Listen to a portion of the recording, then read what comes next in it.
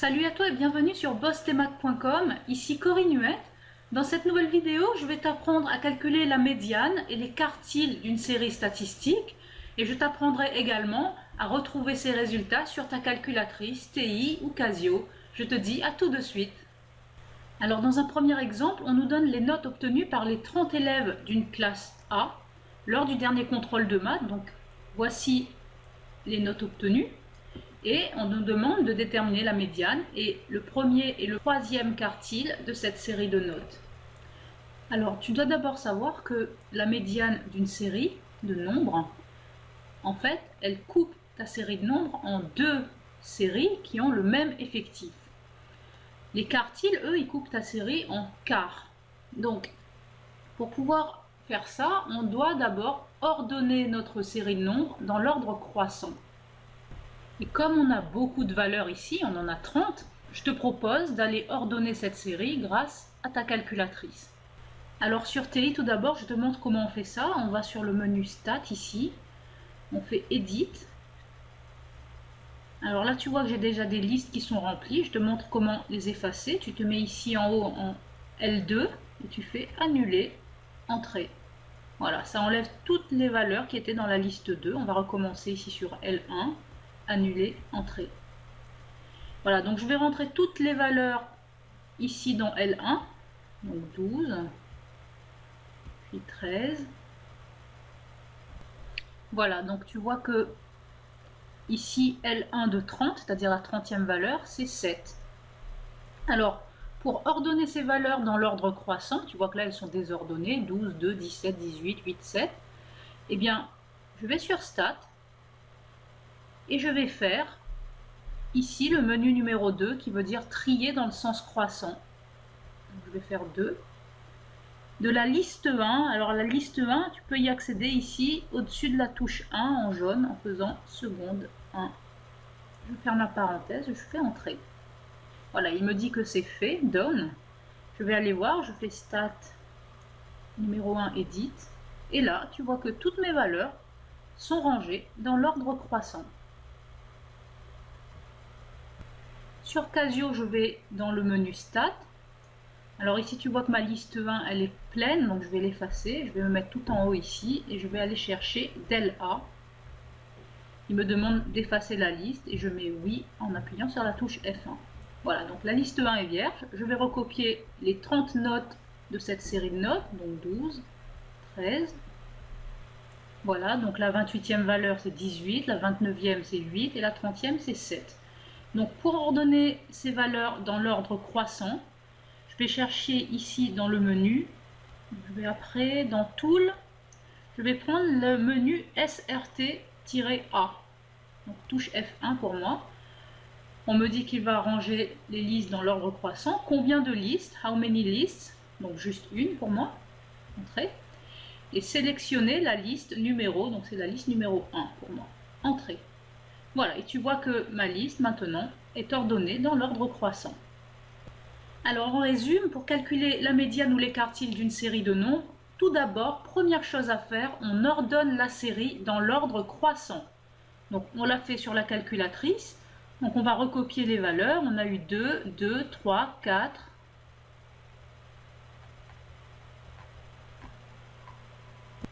Donc, voici ma série qui est à présent ordonnée dans l'ordre croissant. On va d'abord calculer la médiane de cette série de nombres. Alors pour ça, comme la médiane coupe la série en deux, il faut déjà que je sache quel est l'effectif total de cette série de nombres. Donc je vais le noter grand N, et en fait si tu comptes, on a 30 notes, donc grand N est égal à 30. Alors petite constatation, 30 c'est un nombre pair, et donc je vais le diviser par 2, n sur 2, ce sera égal à 30 sur 2, ce sera égal à 15. Donc, si tu réfléchis un tout petit peu, mes 30 valeurs, elles sont réparties comme ceci. Tu en as 15 tout d'abord, et ensuite, tu en as 15 autres. Voilà, donc ça nous fait bien un total de 30 valeurs. Et ce qu'on veut, nous, c'est la médiane, c'est-à-dire la valeur centrale. Eh bien, ici, tu te rends compte que la valeur centrale, elle est entre deux valeurs ici. Voilà notre médiane. Donc on va dire que la médiane, eh bien en fait ce sera la moyenne de ces deux valeurs centrales qui sont la 15e et la 16e valeur.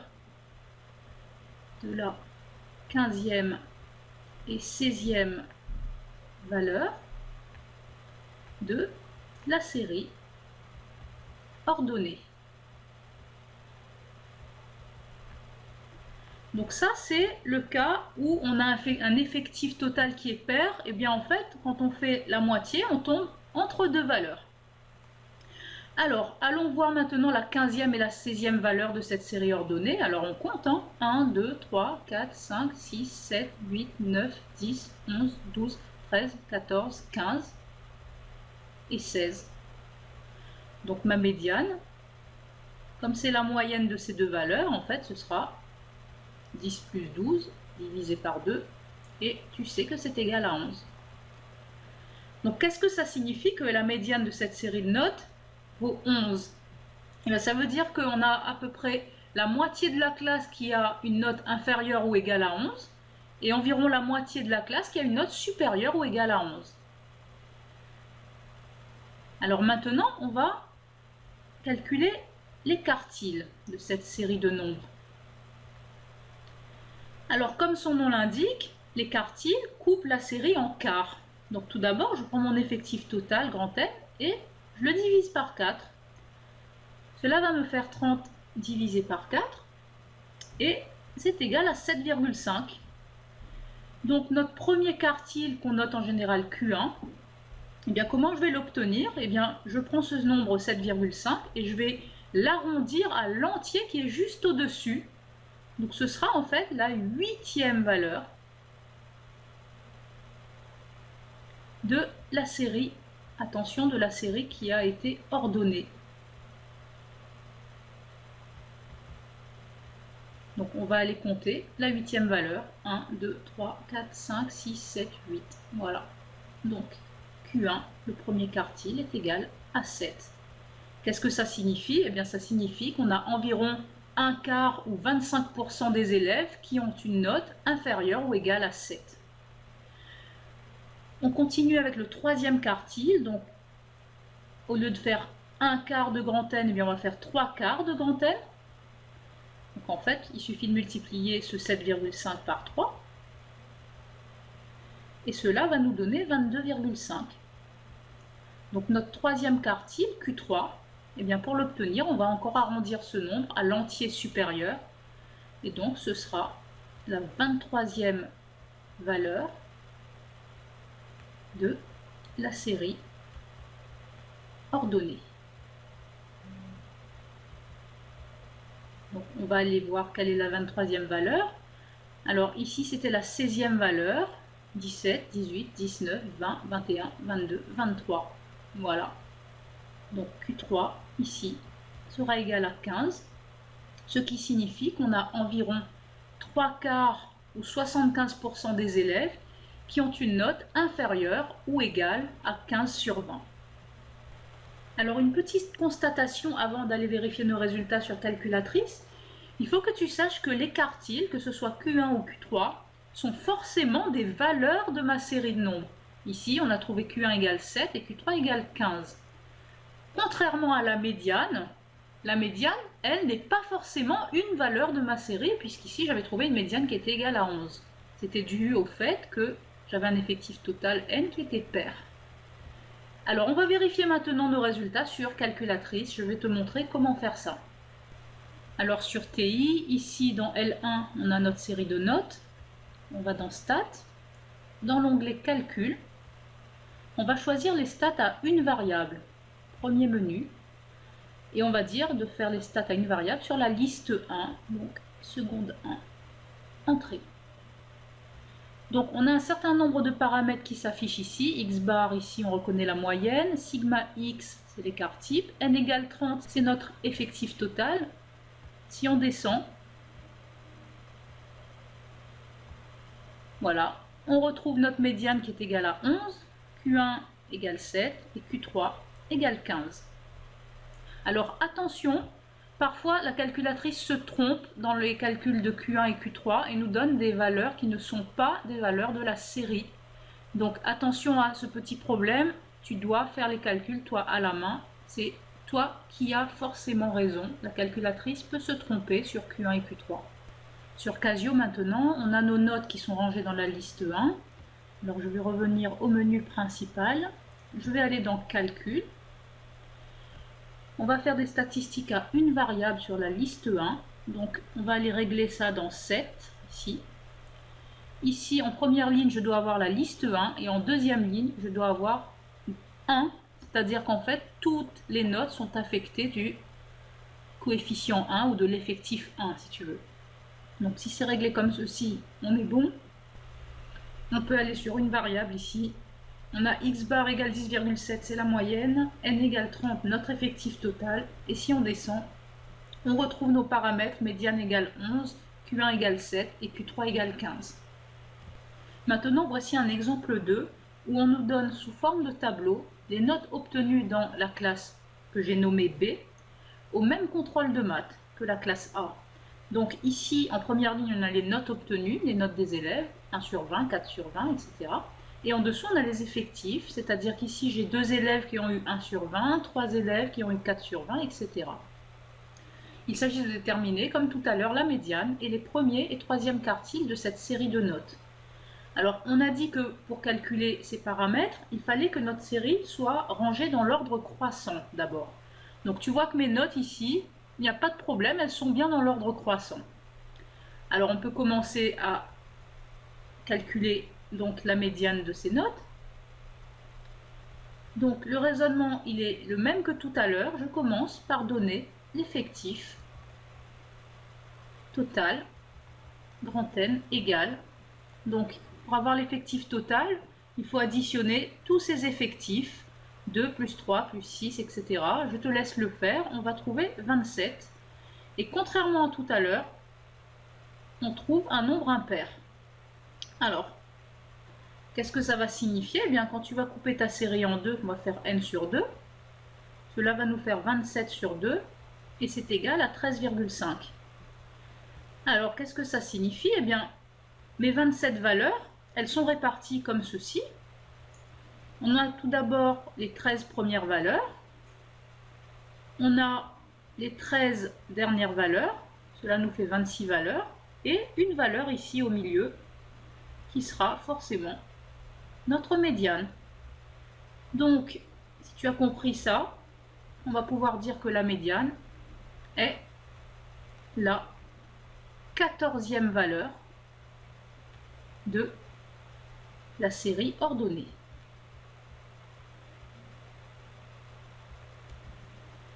Tu es d'accord, hein, puisqu'ici j'ai 13 valeurs et la médiane c'est celle qui est juste après, donc c'est la 14e.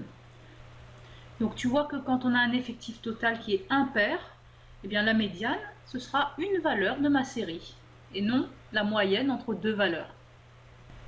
Alors comment est-ce que je vais faire pour obtenir la 14e valeur de cette série de notes en sachant qu'elle est donnée sous forme d'un tableau comme ceci?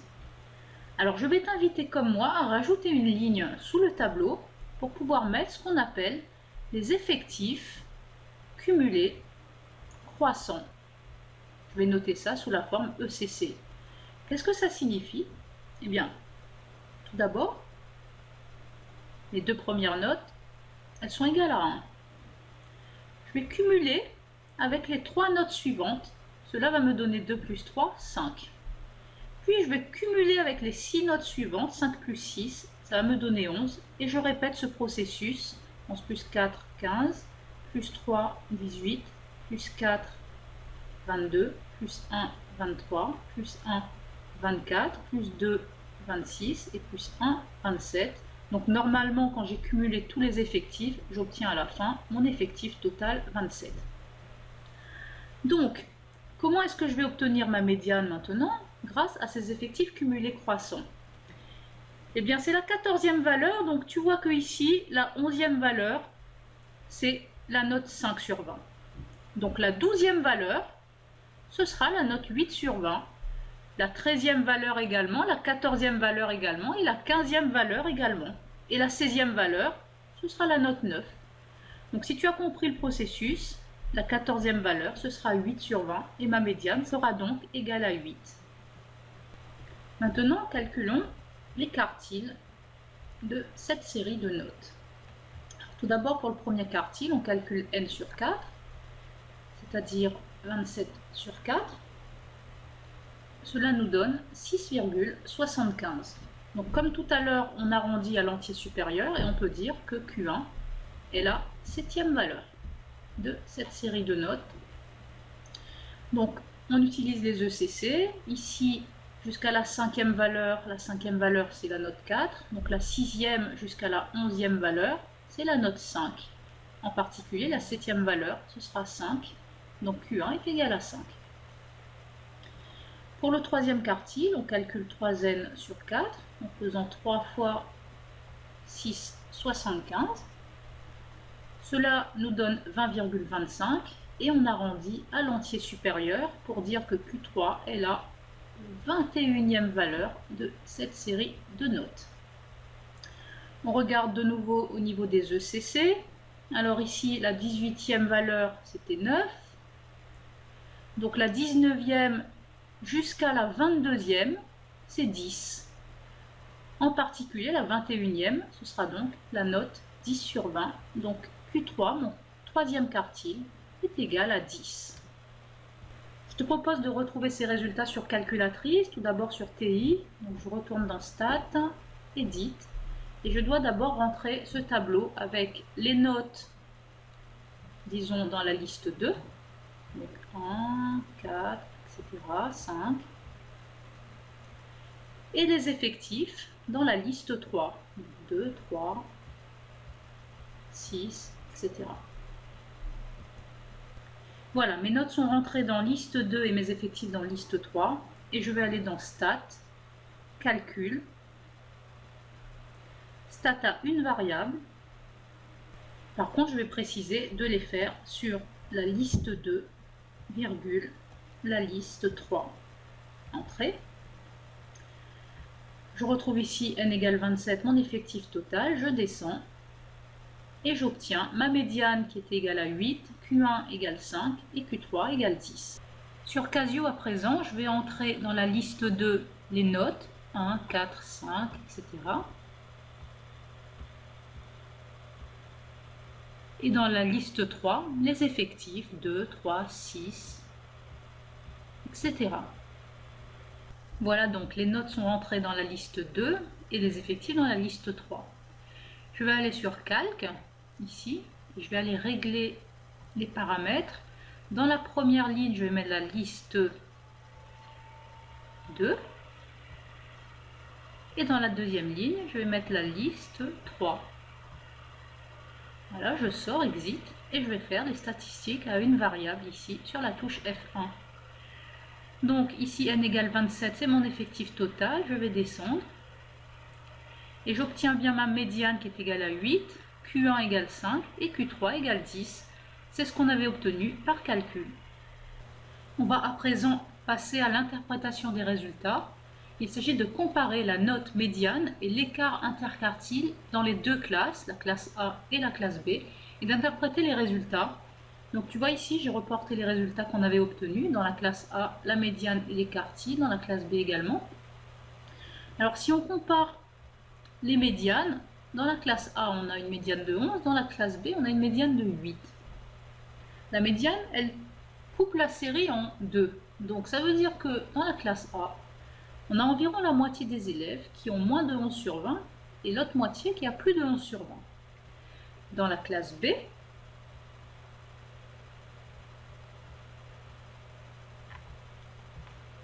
il y a environ la moitié des élèves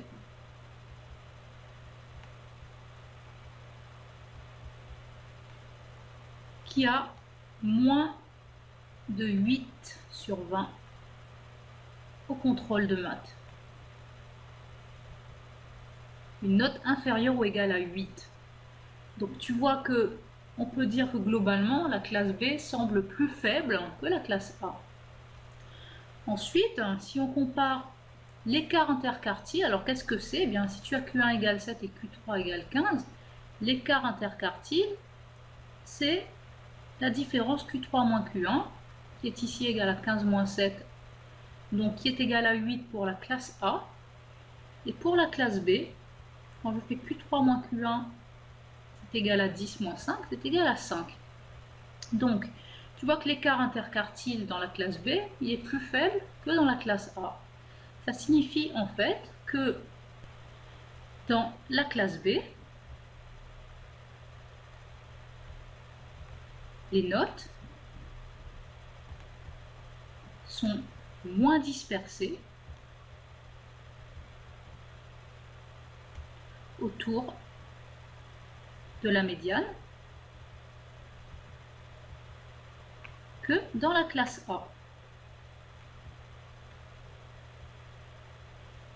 Alors pourquoi cela? Eh bien, il faut que tu saches que l'écart interquartile, Q3 moins Q1, il mesure la dispersion de tes valeurs autour de la médiane. Donc plus il est grand, et plus tes valeurs sont dispersées autour de ta médiane. Donc ici, on pourrait dire que comme l'écart interquartile dans la classe A est supérieur à celui de la classe B, eh bien les élèves ont un niveau plus hétérogène que les élèves de la classe B qui ont eux un niveau plus homogène. Voilà, c'est comme cela qu'on pourrait interpréter la médiane et les quartiles d'une série statistique. Eh bien, c'est la fin de cette vidéo sur la médiane et les quartiles d'une série statistique. J'espère que maintenant tu es capable de calculer ces paramètres lorsqu'on te donnera une série de nombres et que tu es capable également de retrouver tes résultats grâce à ta calculatrice dans le menu statistique de ta calculatrice. Alors je t'invite à télécharger la feuille d'exercice qui est juste en dessous de la vidéo pour t'exercer et n'hésite pas à vérifier tes résultats grâce au corrigé que tu peux télécharger également juste après la vidéo. Et bien voilà, je te remercie d'avoir suivi cette vidéo sur bossthemath.com et je te dis à très bientôt. Salut!